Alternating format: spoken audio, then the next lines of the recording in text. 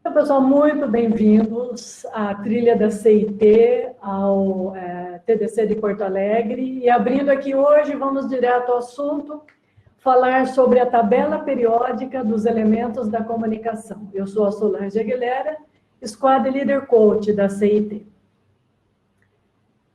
E a comunicação, né, é claro, se vocês estão aqui, é porque vocês sabem que a comunicação é uma das habilidades, se não a habilidade que mais influencia nossas carreiras, na verdade, né? Se a gente pensar quantos gerentes de projetos tem no mundo, quantos engenheiros, quantos arquitetos, todos bons profissionais, formados, certificados, né? O que faz com que uma pessoa se destaque no mundo corporativo, né?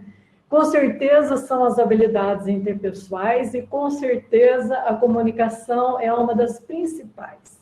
Eu tenho até aqui uns gráficos, né? Uma pesquisa que foi feita que a comunicação é uma das habilidades mais valorizadas nas organizações na área de projetos, na nossa área, né? Uma das habilidades mais valorizadas. E a mesma pesquisa diz, quase que numa contradição, que é a habilidade mais deficiente. As empresas acham que não está funcionando. Inclusive, tem um filologista finlandês chamado Ike, ele fez como que as leis de Murphy para a comunicação, né?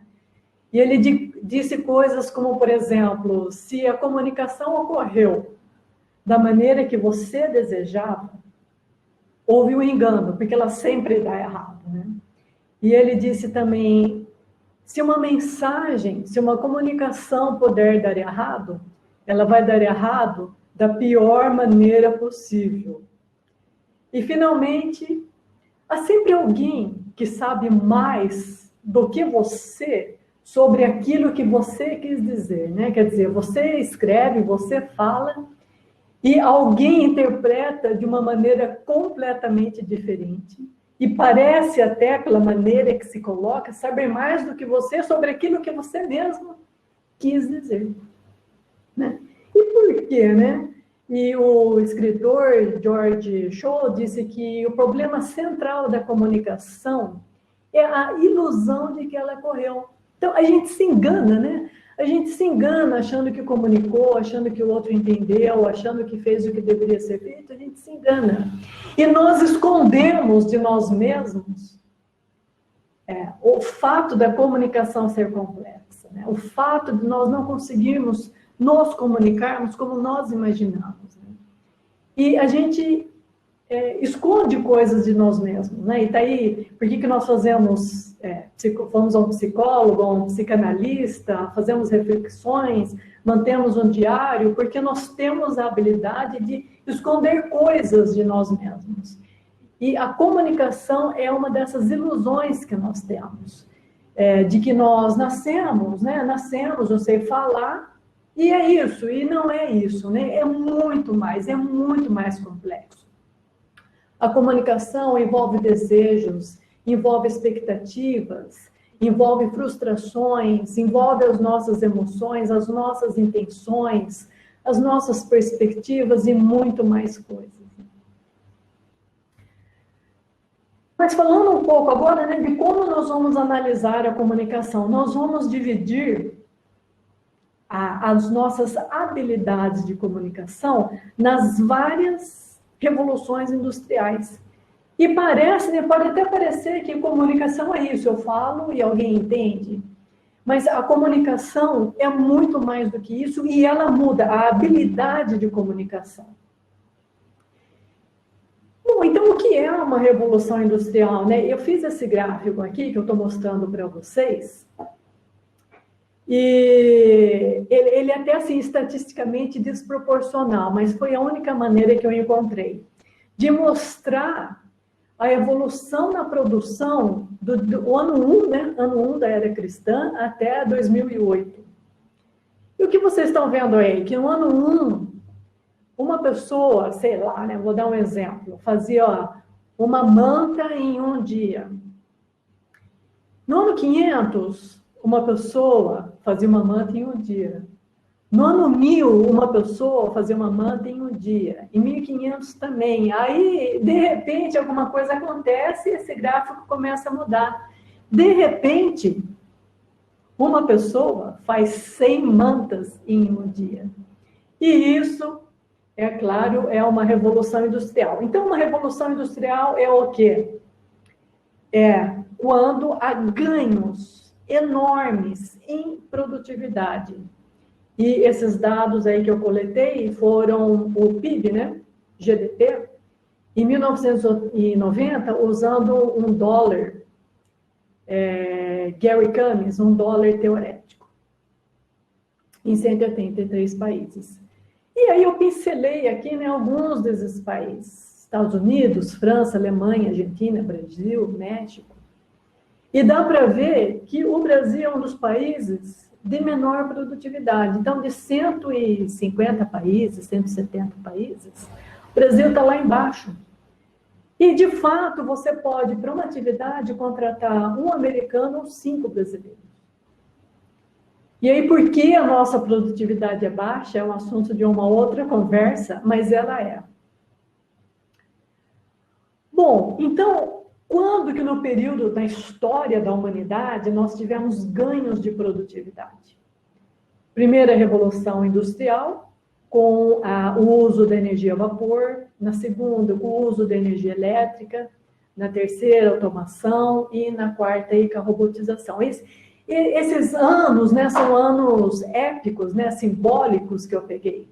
É claro que uma revolução, ela demora para acontecer. Essas invenções demoram para se tornarem realidade, por mais que elas estejam acontecendo de maneira mais rápida. A tabela periódica do Mendeleev, por exemplo, a original, né, a química, levou 200 anos para se chegar nela.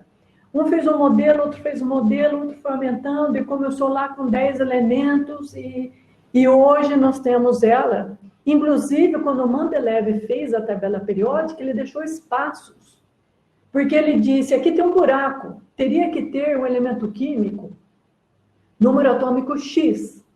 Hoje, nós não sabemos se esse elemento existe, mas a minha tabela está prevendo que ele existe, eu vou deixar um buraco. Então, ele teve que deixar buracos na teoria, para poder chegar 200 anos depois na tabela periódica química, que a gente estuda para passar no vestibular. E aqui, por exemplo, 2011, foi o ano que um computador de IBM venceu o jogo Jeopardy, nos Estados Unidos, venceu um ser humano. O computador já tinha vencido o ser humano em jogos de xadrez, mas ele venceu dessa vez num jogo de conhecimentos gerais, cultura. Bom, mergulhando aqui, né, a gente pensar o que tinha na primeira revolução industrial, as manufaturas, né, e é até interessante pensar nessa palavra manufatura, porque mano vem de mão, e manufatura é a fabricação à mão, é o que você faz com a mão. Então, como que era, né, antes de termos uma fábrica, antes de termos indústria? Nós íamos lá na agricultura e o que fazia? Quem preparava o campo? Hoje é um trator, e antes? Antes era a pessoa. Então, a energia vinha do músculo humano. Não tinha petróleo, não tinha nada. Tinha o músculo humano. Ou o animal, né, um cavalo, um boi que puxasse uma ferramenta, né? Então, antes da primeira revolução industrial, a máquina, a manufatura era nossa, era a mão, né? Era o seu músculo. Depois nós temos na primeira revolução industrial a mecanização e o uso do vapor como fonte de energia, né? E o vapor vindo do carvão. E o carvão, né, as minas de carvão, conforme você tirava carvão, elas enchiam de água. E aqui na primeira revolução industrial, foi usada pela primeira vez uma máquina, movida a vapor inclusive, para tirar a água das minas de carvão. Então, a energia a vapor e a mecanização. Em cada revolução industrial, pelo menos 3 coisas têm que mudar. A maneira como nós fazemos o transporte, a maneira como a fonte de energia e a maneira como a qual nós comunicamos. E essa apresentação aqui, é claro, vai focar na comunicação, mas com certeza há muito mais coisa. Essencialmente, transporte e energia. Aqui vocês estão vendo do lado esquerdo o SS Savannah, o primeiro navio a vapor transatlântico. A energia, né, como eu comentei, do vapor, e na comunicação e invenção da imprensa, né, pelo Gutenberg. E como isso mudou, né, as nossas maneiras de comunicação? Alfabetização. O que acontece? A imprensa lá fabrica o manual da máquina e você vai trabalhar e a máquina tem o quê? Tem um manual que você tem que ler para entender, para operar aquilo, né? Tanto é que eu fiz esse gráfico aqui mostrando a taxa de alfabetização nos países. Aqui eu selecionei alguns, né? França, Alemanha, Itália, Reino Unido, Estados Unidos e Brasil, que na época, claro, era ainda um país jovem, né? Ainda é, mas era mais ainda. E vocês estão vendo nesse gráfico como que a taxa de alfabetização tem um pulo durante a primeira Revolução Industrial, né? E nessa época, né, até é interessante a gente pensar, né, você está lá trabalhando na manufatura, um amigo seu vem do campo, você fala com o seu gerente, fala o seguinte: tem um amigo vindo aqui, João está vindo aqui do campo, Maria, e está precisando de emprego. Tem vaga aqui na fábrica? Teu chefe ia fazer qual pergunta? Ele sabe ler. Você fala, ele sabe, é que nem hoje desenvolvedor Java, traz amanhã, começa amanhã, depois a gente vê quanto ganha. Começa amanhã. Fala, não sabe ler, você fala, tá difícil, o mercado tá difícil. Então, o seu diferencial na primeira Revolução Industrial era saber ler. E aqui, né, na tabela periódica, não vai dar para nós comentarmos cada elemento dela, né? Mas eu comecei aqui na primeira Revolução Industrial, essa habilidade de leitura, gramática, vocabulário, coisas que nós precisamos para ler com a invenção da imprensa. Muito bem. E na segunda Revolução Industrial, produção em massa e especialização. E essa cena aqui de uma fábrica, né? E tem aquela cena icônica, né, de Charles Chaplin, como Charlito, no filme Tempos Modernos, né, em que o Charlito corre atrás da peça, corre atrás da esteira, porque a ideia era que o ser humano não gostava de trabalhar. E se não tivesse a esteira, ele não iria trabalhar. E o Taylor, né, contribuiu com isso. Quer dizer, vamos contar quanto tempo leva para alguém apertar um parafuso, vamos dizer 10 segundos. E a esteira vai rodar a 10 segundos. Então, a cada 10 segundos, uma peça nova. E aí vocês estão vendo aí nessa cena. Bom, de novo, né? Nós vamos olhar o que mudou em transporte, o que mudou em energia e o que mudou em comunicação. Em transporte, as locomotivas, né? E aí a gente tem a primeira ruptura, se é que eu posso chamar assim, né? Não quero que soe grandioso, mas a primeira ruptura é tempo-espaço, né? Com o telégrafo, aqui vocês estão vendo do lado direito, né? Uma parte de um telégrafo. E invenção de energia, esse desenho do meio é uma interpretação artística, né? Do laboratório do Tesla, que inventou, né, a energia, que depois o Thomas Edison pegou aí e fez uma fortuna. Mas aí o Tesla, né? Mas se eu pudesse usar essa expressão, talvez um pouco grandiosa, mas não é a intenção, né? De que aí nós já começamos a mudar, é uma ruptura tempo-espaço, né? Antes, se eu quisesse falar com a minha prima, com o meu sponsor, sei lá, com o meu cliente, no outro lugar, eu teria que pegar um cavalo, né? Andar nesse cavalo, mandar um mensageiro, né? Um mensageiro que vá pegar um cavalo, que vá para uma outra cidade. A partir do telégrafo, eu me comunico instantaneamente com alguém, né? Transporte também, né? Antes, como é que eu ia de um lado ao outro, sei lá, dos Estados Unidos, do Brasil? De novo, né? A história do cavalo, pega um cavalo, saio andando, eu ando, né? O músculo é minha perna. Agora não, eu pego um trem e em alguns dias eu cruzo os Estados Unidos. E se a gente pensar, né, antes, como é que um americano, né, ia que a segunda revolução industrial foi bem focada nos Estados Unidos, né? Como que eu ia de Nova York, que é na costa este, lá para a costa oeste, onde tinha o ouro, onde tinha o dinheiro. Então, políticos, empresas de um lado, dinheiro e ouro do outro, né? E as pessoas tinham que às vezes, pegar um navio, né, que fazia uma circunferência em toda a América do Sul. E com o trem eu vou de um lado ao outro. Bom, e o telégrafo, né, aqui um pouco de dado da força de trabalho, vocês estão vendo aí, né? Que entre 1880 e 1920, a força de trabalho na indústria foi de 48%, na agricultura foi de 48% a 25%. Né? Então, as pessoas migrando, saindo, indo para as indústrias. E detalhe, 53% das pessoas na manufatura são imigrantes. Vocês estão vendo a foto aí de imigrantes? Pessoas chegando de todos os países, Itália, Espanha, Portugal, etc. Então, não foi só no Brasil, em todos os países, nessas ondas migratórias.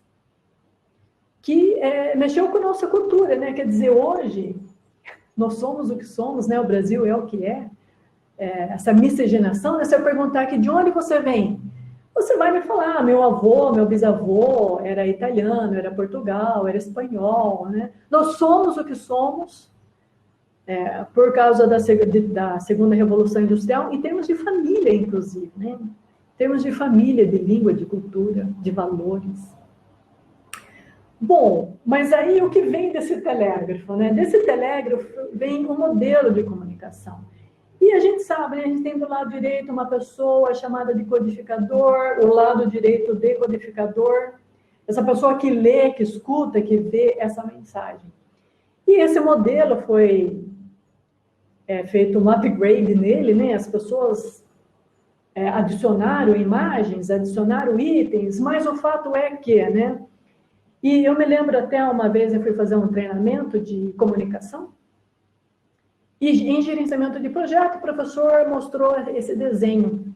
Eu falei, não é possível, parece que eu vi isso, né? E a minha primeira graduação foi em letras, depois que eu mudei para a Inglaterra, trabalhei lá 10 anos, fiz pós-graduação em administração, depois fiz mestrado em ciência da computação na Universidade de Londres e saí desenvolvendo software pelo mundo. Mas eu comecei com letras, pelo meu interesse em comunicação, né?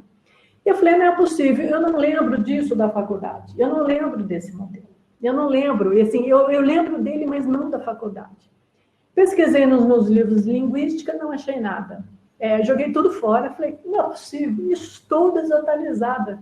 Fui conversar com os meus professores na Unicamp, fui pesquisar, fiz várias pesquisas e finalmente eu descobri, né? Esse modelo de comunicação, ele vem de um pesquisador do Bell Labs, da Segunda Guerra Mundial. E esse pesquisador, ele pesquisava o telégrafo. E ele queria entender como era a comunicação no telégrafo. E ele fez um estudo, inclusive, estatístico, né? Porque o telégrafo o que passa de informação, que tem de ruído. E se você lê o paper dele, né, o estudo dele é um estudo de matemática, fórmulas lá do ruído, da comunicação, como passa no fio, o sinal do telégrafo. E por isso que eu não achei nos meus livros de linguística, porque eu fui na faculdade errada. A faculdade que saberia me dizer disso é a de matemática ou estatística aplicada. O legado dele está em estatística, em matemática, né? E de alguma maneira, eu não sei como, né, alguém teve a ideia de pegar o modelo do telégrafo, que vocês estão vendo aí na tela, né, essencialmente, em termos de comunicação, e dizer que de alguma maneira, isso pode representar a riqueza de detalhes, de emaranhados da comunicação humana. E daí que me veio o ímpeto, né, de fazer a tabela periódica dos elementos da comunicação. Aqui, a palavra projeto, né, em código Morse. De que maneira isso representa o que a gente faz? Como? Né? Tem um vídeo aí do telégrafo, não vou passar, né, que a gente estou monitorando o tempo aqui. Mas como, né? Como, se a gente parar para pensar, isso pode, de alguma maneira, dizer daquilo que nós estamos falando, por exemplo, aqui nesse instante, né? E como eu disse, né, e como essas revoluções industriais não são só apenas sobre produção, né? Por exemplo, quando a gente pensa em Freud, né, e eu não sei se isso é imaginação minha, se tem alguma base, mas eu fico pensando, né? Quando Freud falou do libido como esse caldeirão, né, se você pensar, se você ler, né, o que Freud falou de libido, é como que um caldeirão. E você usa esse libido, que para ele era sinônimo de energia, né, e não de sexo, como talvez seja hoje, quando você usa essa energia para o que você quiser. Para o que você quiser. Para o bem, para o mal, para isso, para aquilo, para prazer, para matar, né, para o que você quiser. E como isso, né, na minha cabeça, pelo menos, é semelhante àquilo que estava se passando nas revoluções industriais. O caldeirão dessa água que queima, e pode ir, essa energia vai para a locomotiva, ela vai para uma fábrica, se faz uma blusa, se faz um trem andar de uma cidade para outra, né? Então, vou deixar essa provocação aqui com vocês podem até, estou olhando aqui no chat, né, comentarem, que uma revolução industrial é um paradigma que mexe com o todo do ser humano. Bom, e aí nós temos, né, representado na tabela periódica essa coluna aí, né, de comunicação, onde nós focamos em entender a mensagem, falar a mensagem, ver se o outro entendeu, dar feedback, esse tipo de coisa. Bom, terceira revolução industrial. Isso aí que vocês estão vendo é o IBM 610 de 1950. E, na verdade, o primeiro computador pessoal. Por quê? Ele é para uma pessoa, ele tem um teclado. Aí, em 1957, se houvesse uma pandemia, se você fosse trabalhar de casa, você levava esse kit com você. E é claro, né, que em 1981 foi o computador pessoal que, usando o DOS, né, que a gente se refere a ele como computador pessoal, mas esse já é o primeiro que tem um teclado, e é para uma pessoa. E nós temos em transporte um boom na aviação, porque se a gente for pensar, né, bom, a Segunda Guerra Mundial, né, fomentou a aviação, né? A aviação para os Estados Unidos foi uma peça-chave, né, para ganhar a Segunda Guerra Mundial. A aviação se desenvolveu muito por conta da guerra, assim como outras coisas, né? Muitas coisas foram desenvolvidas para a guerra e hoje são usadas pacificamente. E a aviação é uma delas. Então, imagine, a guerra acabou e o mundo, né, os países têm esse conhecimento vasto sobre aviação e milhares de pilotos desempregados, né? Então, a comida, né, com a vontade de comer, um boom na aviação. Energia, né, o uso de petróleo e a comunicação, esse é o primeiro celular, né? Na época que eu já trabalhava na Motorola, que foi depois disso, né? Mas tinha lá um museu e a gente falava dele como tijolão, né? Ele tem 23 centímetros de altura e mais de 4 de espessura, né? Então, ele é realmente um tijolão. Mas ele foi inventado e, de novo, né, nós quebramos o paradigma tempo-espaço. Em vez de eu demorar agora, sei lá, 3 dias e meio para cruzar os Estados Unidos de uma ponta a outra, pego um avião, 1, 2 horas eu estou lá. Para comunicar, né, em vez de eu mandar um telégrafo para os correios e telégrafos que pegam a mensagem, levam até a tua casa, você depois escreve outro telégrafo para responder a mensagem, você pega aqui, né, o celular e fala com quem quiser. E nessa terceira revolução industrial, né, a gente usou muita coisa que talvez até agora, na época da pandemia, nós estejamos voltando a usar, né? Quer dizer, o e-mail, o relatório, a apresentação, inúmeros PowerPoints, conference call, reuniões, marcar reunião e projetar. Eu estou aqui, olha, eu estou com 2 computadores, uma tela, celular, estou projetando, tem a ferramenta. Ontem à noite nós entramos aqui para testar a ferramenta, a iluminação e toda essa parafernália, né? Que talvez vocês já tenham vivenciado até e não vou me prolongar aqui, né? E tem coisas assim interessantíssimas, né? Eu trouxe aqui 2 assuntos só para mostrar, né, como tem mais na comunicação, né? E Peter Drucker, que é o guru da administração, né? Ele disse que o mais importante da comunicação é escutar o que não foi dito. Aqui, por exemplo, né, onde você senta? Você entra numa reunião, você senta onde? Né? E, normalmente, a gente pensa que as pessoas de maior poder sentam na ponta, né? Mas nem sempre isso é verdade. Hoje em dia, né, eu me lembro uma vez, eu estava num projeto, e eu via, né, a pessoa-chave, alfa, né? Você via assim que a pessoa era alfa. Você se propunha a ser alfa, né? Dominar os outros, saber mais que os outros. E eu percebia que ela chegava, ela sentava no meio, em algum lugar ali, né? Eu falei, não é possível, mas justo ele. E aí eu comecei a chegar na reunião cada vez mais cedo, né? Para ver onde ele sentava, para ver como ele escolhia onde ele sentava. Um dia eu cheguei, sei lá, 1 hora mais cedo, ele já estava lá, né? Eu falei, você aqui, ele falou para mim, né?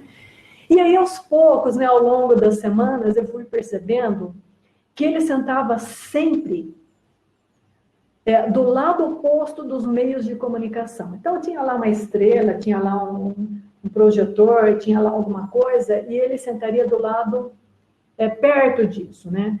Por quê? Porque quando entrasse, sei lá, um diretor e fosse sentar, o diretor iria projetar e ia sentar perto dos meios de comunicação. E quando o diretor fizesse uma pergunta, ele ia olhar para quem? Para esse alfa que estava bem na frente dele, né? E aí eu aprendi que a importância de estar sempre perto dos meios de comunicação, perto da lousa, por exemplo. Porque a partir do momento que você pega um pincel para escrever na lousa, você pegou a palavra, você pegou o direito de se expressar, você pegou o direito de se comunicar. Aí eu comecei a prestar mais atenção e, por exemplo, aqui, né, do lado esquerdo, a Dilma, não a Dilma necessariamente, né, mas abstraindo de política, que não é o foco aqui, você vê que em Brasília as mesas, né, favorecendo um líder que senta na ponta, e nos Estados Unidos as mesas favorecendo um líder que senta no meio. E dali ele tem maior amplitude para se comunicar com todos. Uma coisa estranha, mas só de olhar em qual lugar da mesa você se senta, já é possível dizer muito sobre você. Depois a gente entraria em linguagem corporal, essas coisas, mas só de saber qual é o lugar onde você senta, você já está há muito tempo se comunicando e falando sobre você, e denunciando sobre você, e revelando coisas sobre você que nem você sabe. Por isso a importância de se estudar comunicação, né? Porque quem estuda consegue te ler, e nos olhos dessa pessoa você fica pelado, ela lê você, né? Nós precisamos entender da comunicação. Outro exemplo, o tom de voz. Parece simples, né? Mas comentei com vocês, né? Eu trabalhei 10 anos na Inglaterra. Depois do 4º ano, eu sentia que eu dominava o inglês. Dominava. O humor negro deles, né? O tom satírico, aquele pequeno sorriso que é uma gargalhada, né? No nosso vocabulário. Mas eu percebi que toda vez que eu abria a boca, eu me sentia ridícula. Tenho que confessar para vocês. E aí eu não conseguia entender aquilo. E eu fui observando, e aí eu percebi o quê? Que o problema era o tom da minha voz. E eu mesma, abaixando o tom da minha voz. Então, essa voz aqui não é minha, né? Por assim dizer. Eu fui abaixando o tom da minha voz. Por quê? Porque a voz alta, a voz estridente, ela é parecida com a de um nenê, né? A voz alta é parecida com a voz de um nenê e as pessoas associam a sua voz à voz de alguém que não sabe o que está falando, né? Outro ponto. Com o tom de voz baixo, você não consegue falar rápido. E falar devagar transmite autoridade, conhecimento, serenidade. E com isso, eu fui alterando o tom da minha voz. E anos depois, né, eu vi o filme A Dama de Ferro, da Margaret Thatcher, que foi a primeira-ministra que até hoje ficou mais anos no poder, 10, 11 anos, servindo como primeira-ministra. E aí, né, quando ela, um dia da vida dela, quando ela ainda era secretária de Educação, ela chegou no partido político dela e disse: eu vou desafiar o nosso partido político, me candidatando a líder. Eu não vou ser. Eu não vou ser, não é essa a intenção. Eu só quero que vocês parem para pensar que tem muita coisa errada nesse país. Né? Eles estavam ali no poder, a Inglaterra estava um caos, né? Estava um caos. Aí o partido político, né? Não vou dizer qual, porque não é o foco aqui, disse para ela, Thatcher, Margaret Thatcher, né? Ou Mag, né? Você não só vai ser líder do partido, como você vai ser primeira-ministra britânica. Ela falou, não, eu não vou. Eu não vou porque eu sou mulher. Eles falaram, esquece isso, você vai. Você só precisa mudar 3 coisas. Primeiro, o chapéu. Vocês estão vendo na foto que ela tirou. Lado esquerdo, Margaret Thatcher, secretária de Educação. Lado direito, Margaret Thatcher, primeira-ministra. Segundo, o colar de pérolas. Ela falou, esse eu não tiro, foi um presente do meu marido quando os gêmeos nasceram. Está ela no lado direito, colar de pérolas. E, finalmente, terceiro, o tom da sua voz. O seu problema é o tom de voz. Não tem autoridade. E ela mudou o tom de voz. Não vou passar o vídeo, né? Porque pode dar algum problema aqui, cair tudo, melhor não. Mas ela mudou o tom de voz quase uma escala. Ela quase atingiu uma outra escala, né? E é visível, né? Então, se eu pudesse dar um conselho para alguém, né? Não estou nesse patamar de sabedoria, mas se eu pudesse, eu diria que o tom de voz é a coisa mais importante da sua carreira. Bom, quarta revolução industrial, vocês sabem, né? Essas trilhas aqui todas da CIT, hoje, amanhã e depois, vão falar disso, né? Impressora 3D, imprimir de dente a rim, né? Big Data, enfim, vou deixar para outros apresentadores aí. Mas a robotização, User Experience e Big Data. Transporte, né? Não é só carro elétrico, né? Eu quero um ticket para a Lua, né? Eu quero ir para Marte. Energia solar, reciclável. E comunicação é um satélite, né? Quantos satélites? Hoje a estratosfera aí do planeta Terra é uma constelação de lixo, né? Porque esses satélites ficam lá. A vida útil acaba, eles estão lá, né? Então, a comunicação do planeta com outros planetas. É o transporte para com outros planetas. E é uma energia, talvez, de outros planetas, né? Do Sol, seja lá de onde for. E aqui, né, a gente fala da era pós-verdade, né? Pós-verdade, uma palavra que entrou no vocabulário há pouco tempo, né? Há poucos anos. E a gente fala de framing, de gatilhos, de como você contar uma história para influenciar o outro. De como você contar uma história no storytelling, de como você manipular a verdade, de reinterpretar a verdade. Nós estamos na era da pós-verdade. Bom, mas aí, né, eu queria provocar vocês, podem escrever no chat, a gente vai ter uns minutinhos para o debate também, estou de olho aqui no relógio. Queria provocar vocês por o seguinte, será que nós estamos, de alguma maneira, voltando para um período, em termos de comunicação, em que não havia nenhuma revolução industrial? E esse período eu captei aqui no período zero da tabela periódica, em que o importante é o quê? É o corpo, né? Porque nós estamos voltando, né? Se a gente pensar aqui, né? No período paleolítico, nós temos do lado esquerdo a equipe, do lado direito a equipe, que agora, né, exceto pelo período pandemia, é presencial. Nós estamos de novo de volta à caverna. Um grupo pequeno do lado esquerdo, um grupo pequeno do lado direito. E aí, em vez de falar de e-mail, né, mandar um e-mail, vou documentar isso no e-mail, nós estamos falando de confiança, né? E na época das cavernas, né, se vocês pararem para pensar, caçar é uma atividade em grupo. E se um não está bem ali, se um mente, morre todo mundo, né? Está vindo um leão? Não está, morre todo mundo. Então, confiança, né? Confiança, que é um pilar do ágil, né? Sem isso não tem ágil? Sem isso não tem transformação em digital, né? Será que, de alguma maneira, nós... Porque a ideia da tabela periódica é essa, né? Que ela se repita. E a minha ideia aqui, no meu conceito, vai estar certo? Se ele se repetir, né? Claro, nós não vamos literalmente voltar para as cavernas, mas quais elementos de comunicação voltam a ter importância? Entender da pele, né? E o tempo aqui está acabando, mas a gente poderia, em outro momento, discutir a importância da cor da pele, né?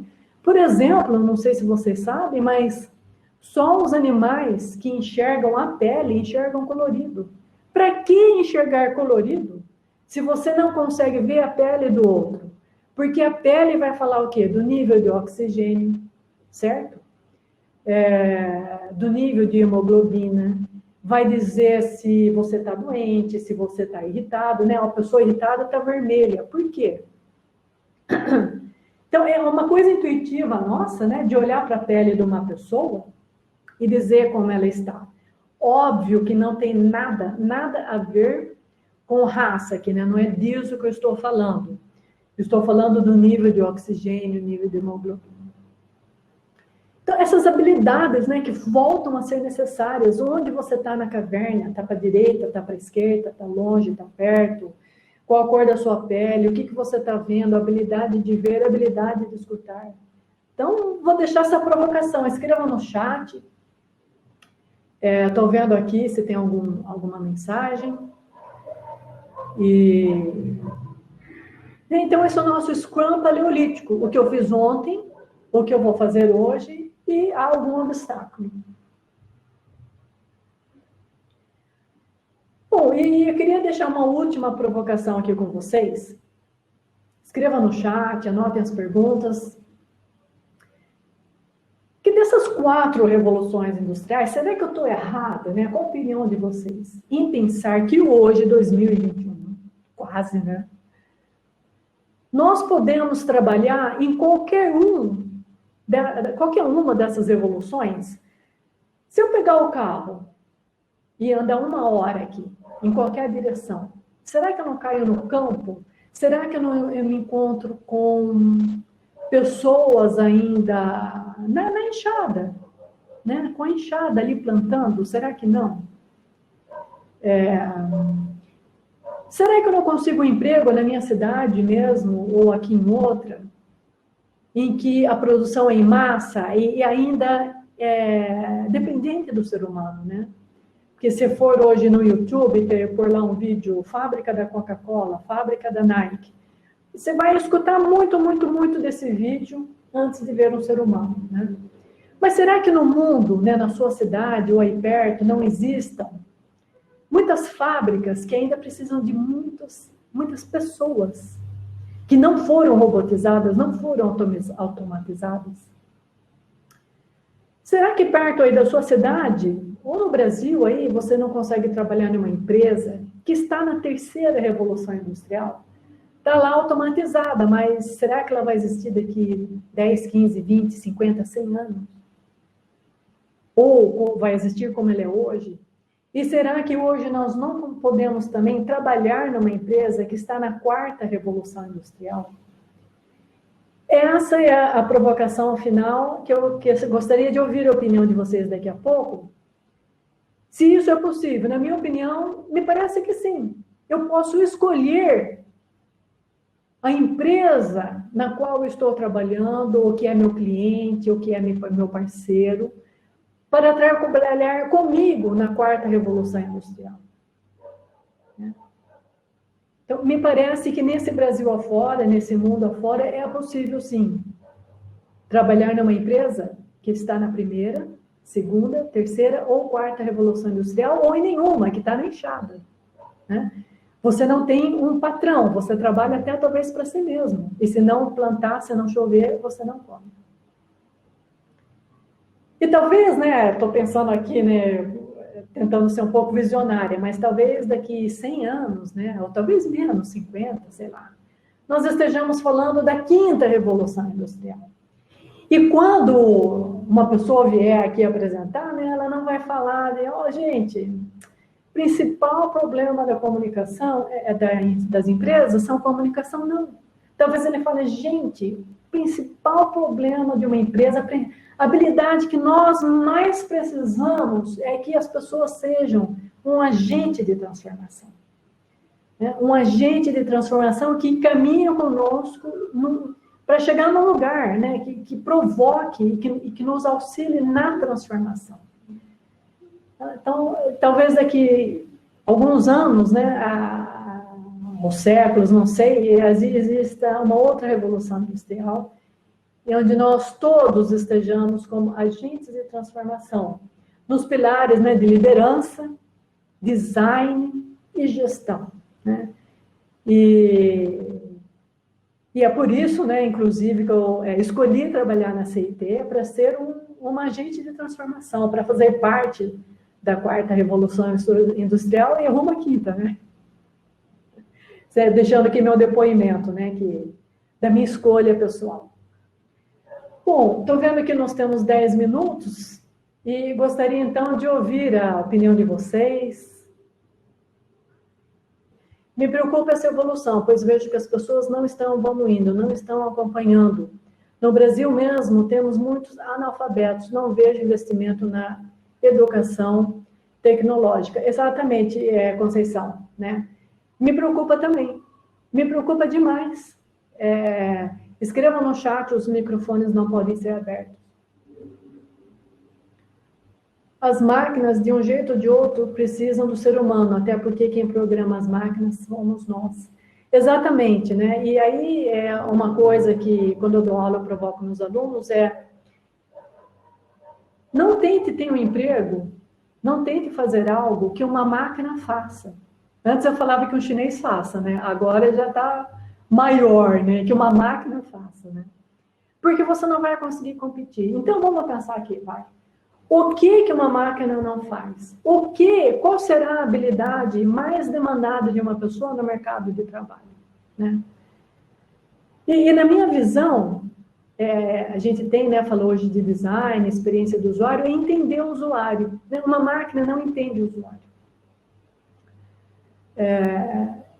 E é gozado, né? A gente pensa do lado esquerdo do cérebro, né, como o hemisfério esquerdo como sendo lógico, e o direito como sendo mais intuição, né, mais artístico, vamos dizer assim.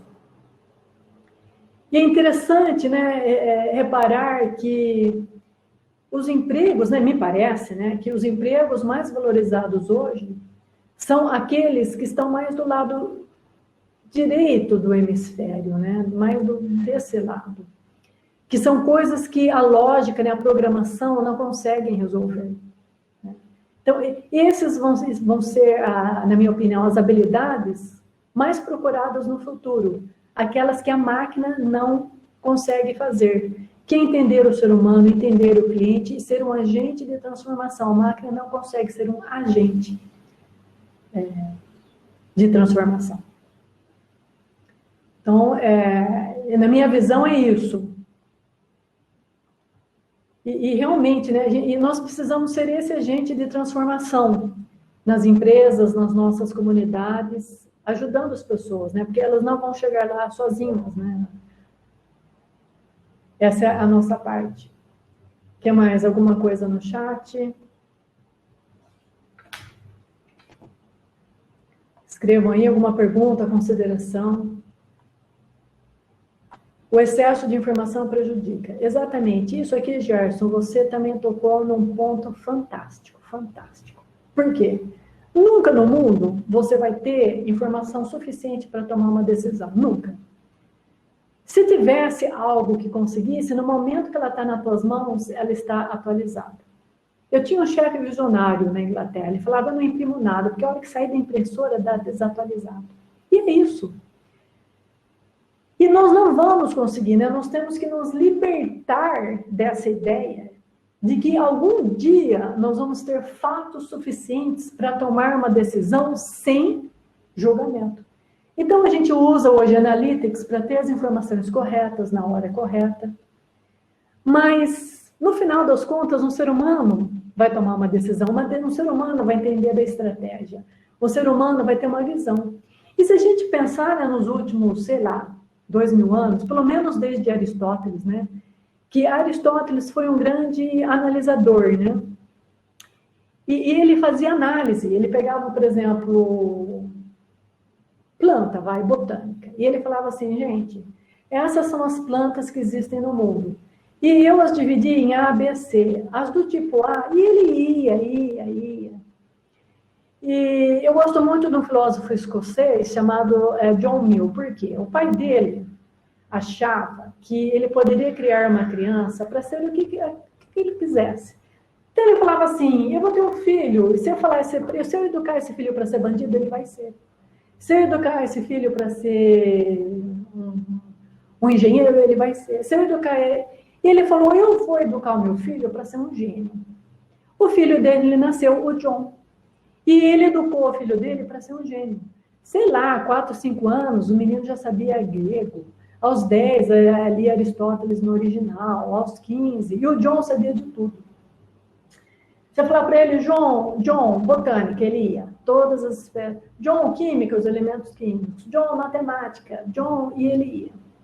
E quando ele morreu, né, a gente pode pensar na morte dele, né, como sendo o dia em que o último ser humano sabia de tudo. A partir do John, você tem que saber de alguma coisa. Né? E cada vez mais, né? E a gente está indo, e nós estamos analisando e quebrando as coisas. Mas agora eu vejo que nessa quarta revolução industrial, em vez da análise, nós estamos precisando da síntese, né? Aí entra, né, pessoal de design, pessoal de entrega, gestão lean, aí entra tudo isso para fazer a síntese e não a análise. É uma outra habilidade, então. Né? E na síntese você tem uma visão holística, você tem uma visão do todo e você está transformando. Isso você tem visão, né? Você tem visão. E eu acho que em breve, né, a habilidade que mais vai faltar no mundo corporativo, né, nos nossos empregos, é a habilidade de ter visão. Com todos esses dados, né, com toda essa coisa, para onde nós vamos ir? Né? E aí entra design, entra UX, entra tudo isso que vai ser o assunto das outras palestras aí da CIT. Tem mais um último comentário aqui? E mais 2 minutinhos só. Tem vários comentários aqui. Pessoal, eu estou no LinkedIn, Facebook, vocês me acham, Solange Aguilera, para a gente continuar o papo, a amizade, né? Mais um último aqui, vai do Yuri. Mudanças na comunicação. Acho interessante esse efeito colateral que percebo na dificuldade de comunicação tete a tete. Em um momento que a comunicação tem o potencial de acontecer na velocidade da luz. É isso aí, exatamente. É como que a gente voltando, né, no mundo paleolítico, no bom sentido, né? Não é uma crítica, muito pelo contrário. É assim que nós estamos caminhando, né? Ninguém mais aguenta ser mais uma peça numa fábrica, né? É algo muito positivo, essa comunicação pessoal, que cria uma confiança, né?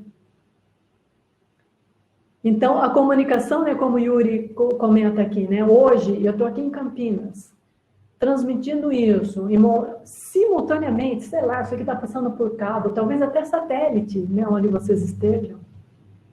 E a gente está voltando a falar, vamos falar pessoalmente, né? Então, o que tem essa energia, né? Junto, essa energia, o ser humano tem algo que uma máquina não só faz, como não consegue propiciar na sua totalidade.